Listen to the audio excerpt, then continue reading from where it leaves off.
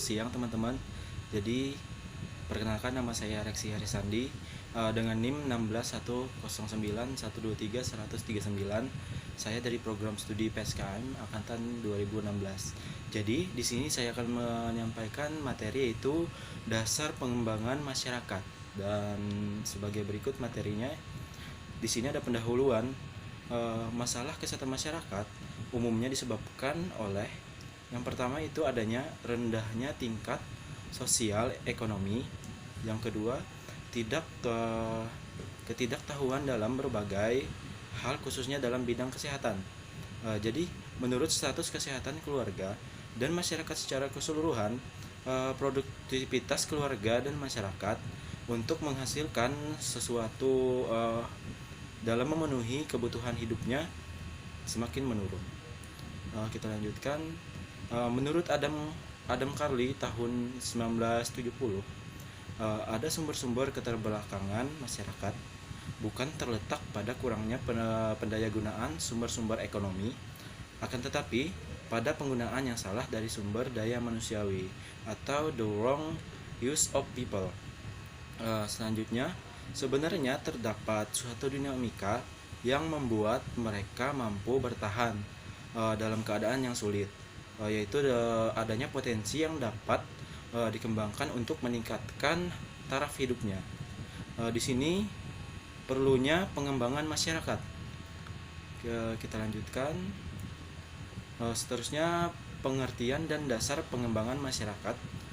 Menurut T.R. Benton, pengembangan masyarakat bertujuan untuk mempengaruhi kehidupan rakyat jelata yang keberhasilannya tergantung sekali pada kemauan masyarakat untuk aktif bekerja sama.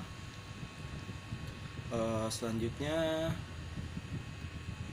menurut Chambers, sebuah konsep pembangunan ekonomi yang merangkum nilai-nilai sosial, yaitu konsep ini mencerminkan paradigma baru pembangunan, yakni bersifat people-centered, participatory, empowering, dan sustainable. Seterusnya, tujuan dan prinsip pengembangan masyarakat untuk mencapai kondisi masyarakat di mana transformasi sosial, budaya, politik, ekonomi, teknologi, dan dapat dilaksanakan oleh masyarakat secara berkelanjutan, yaitu menumbuhkan rasa percaya diri pada diri sendiri, menimbulkan rasa bangga, semangat dan gairah kerja, meningkatkan dinamika masyarakat untuk membangun, dan meningkatkan kesejahteraan masyarakat. Ada 3 karakter umum program pengembangan masyarakat, yaitu community development. Yang pertama, berbasis masyarakat atau community based, atau masyarakat sebagai pelaku utama atau subjek dalam perencanaan dan pelaksanaan program. Yang kedua, berbasis sumber daya setempat, yaitu local resource base, yaitu penciptaan kegiatan dengan melihat potensi sumber daya, yaitu sumber daya alam, sumber daya manusia yang ada di daerah tersebut. Yang ketiga, yaitu berkelanjutan atau sustainable, yaitu program berfungsi sebagai penggerak awal pembangunan yang berkelanjutan. Selanjutnya, sasarannya adalah pengembangan kapasitas masyarakat dan peningkatan kesejahteraan masyarakat. Sasaran pertama dilakukan dengan upaya pemberdayaan atau empowerment masyarakat agar mereka dapat melakukan transformasi ekonomi, teknologi, dan sosial budaya. Penguatan biasanya dilakukan terhadap institusi-institusi lokal yang ada dan berkembang di masyarakat agar bisa menjadi simpul-simpul kepentingan masyarakat yang mampu bekerja sama dengan pihak lain. Jadi di sini ada pemerintah dan swasta atau industri, sehingga bersama-sama dapat membangun struktur masyarakat yang lebih baik.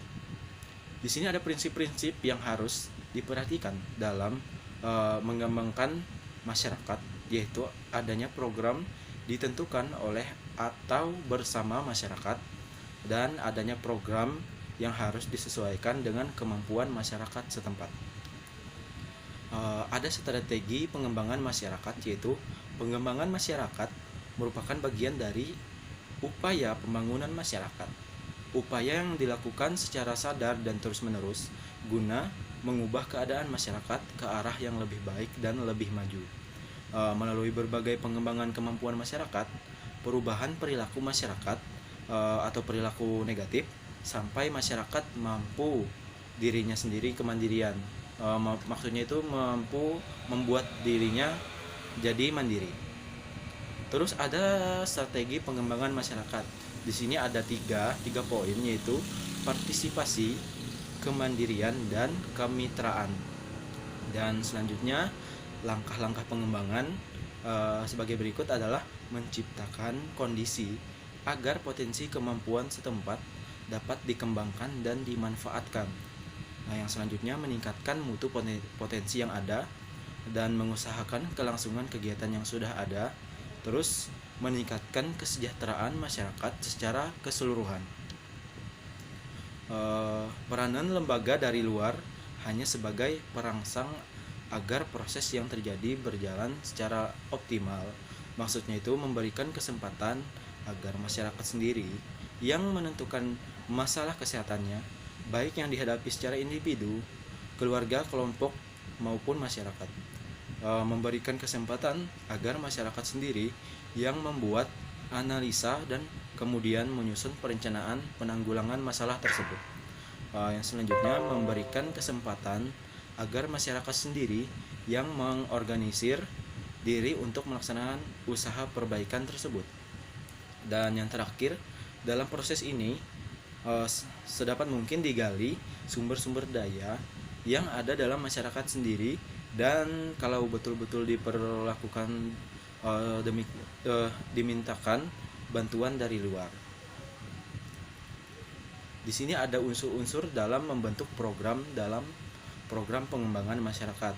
Unsur-unsur dalam program pengembangan masyarakat antara lain yang pertama itu adanya program terencana dan terfokus pada kebutuhan menyeluruh atau total needs dari masyarakat yang bersangkutan. Dan yang kedua, mendorong swadaya masyarakat. Ini adalah unsur utama. Dan yang ketiga, adanya bantuan teknis dari pemerintah maupun badan-badan swasta atau organisasi-organisasi sukarela yang meliputi tenaga atau personil, peralatan, bahan dan dana bersifat sementara dan tidak menimbulkan ketergantungan. Dan yang terakhir itu mempersatukan berbagai spesialisasi seperti kesehatan masyarakat, pertanian, peternakan, pendidikan, kesejahteraan keluarga, kewanitaan, kepemudaan, dan lain-lain untuk membantu masyarakat. Menurut May Zero tahun 1963, ada 3 macam bentuk program dalam usaha pengembangan masyarakat, yaitu adanya program integratif. Apa itu program integratif? Program integratif adalah pengembangan masyarakat melalui koordinasi dinas-dinas teknis terkait atau yang lebih dikenal dengan kerjasama lintas sektoral. Dan yang kedua adanya program adaptif, yaitu pengembangan masyarakat yang hanya ditugaskan kepada salah satu instansi atau departemen yang bersangkutan saja, yang secara khusus melaksanakan kegiatan tersebut atau yang dikenal dengan kerjasama lintas program. Dan yang ketiga adanya program proyek, yaitu pengembangan masyarakat dalam bentuk usaha-usaha terbatas di wilayah tertentu dan program disesuaikan dengan kebutuhan wilayah tersebut. Beberapa isu kritis, yaitu di sini adanya beberapa isu kritis, yaitu pemerintah bisa memiliki justifikasi untuk mengurangi komitmen terhadap penyelenggaraan kesejahteraan masyarakat, yaitu misalnya dengan mengurangi anggaran untuk pelayanan umum. Dan akibatnya peran ini kemudian diambil alih oleh mekanisme pasar di mana pemenuhan pelayanan publik menjadi sektor swasta dengan orientasi profit, bukan dengan perspektif pemenuhan kebutuhan manusia atau orientasi sosial.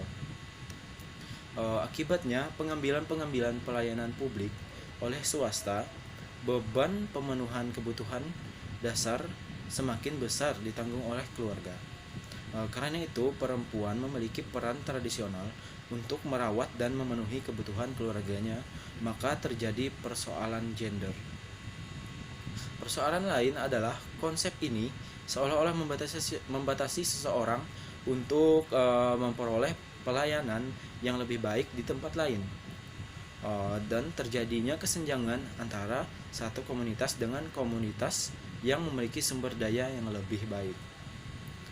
Sekian dulu dari saya, sekian dulu materinya, semoga bermanfaat. Saya ucapkan terima kasih.